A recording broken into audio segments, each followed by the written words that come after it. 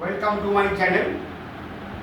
আজকে যেটা ডিসকাস করব এটা price to earning growth and dividend yield. মানে আমরা অনেকে জানি, পিজি জানি, পেগ, এর সঙ্গে আসছে PGY, পেগি। তাহলে পেগ, তাহলে প্রাইস টু আর্নিং, ধর একটা কোম্পানির 100 আর একটা কোম্পানির 20, ন্যাচারালি লোকে কী বলবে, এই কোম্পানিটা সস্তা, এটা আন্ডার ভ্যালু, এটা ওভার ভ্যালু। অ্যাকচুয়ালি তাই নয়, দিয়ে বোঝা যায় না কিছু। তবে এই কোম্পানির আর্নিং গ্রোথ আমরা মনে করি 50% আর ওর গ্রোথ 5%। তাহলে কী দাঁড়ালো, পেগ হলো 2, ওর পেগ হলো 4। তাহলে এখানে এই কোম্পানিটা কস্টলি হয়ে গেল।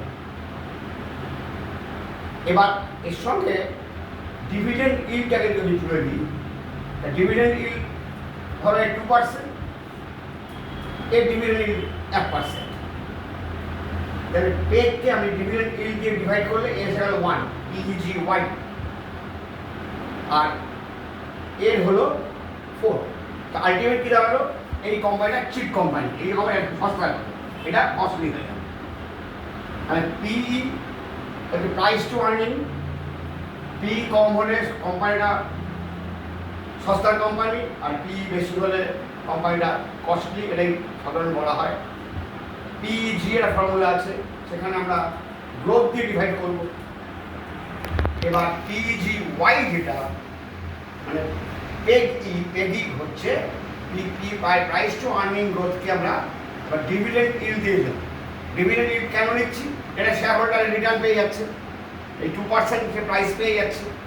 তাহলে অ্যাকচুয়ালি কোম্পানিকে ভ্যালুয়েশন করতে হলে price to earning growth and dividend yield এই পুরোটাকে নিয়ে বিচার করা হবে। তাহলে আমরা দেখতে পেলাম এই কোম্পানিটার P100 কিন্তু ওর PEG হলো 2, PGY হলো 1, আর ওর P20, ওর PEG 4, PGY হচ্ছে 40 থেকে গেছে। মানে আলটিমেট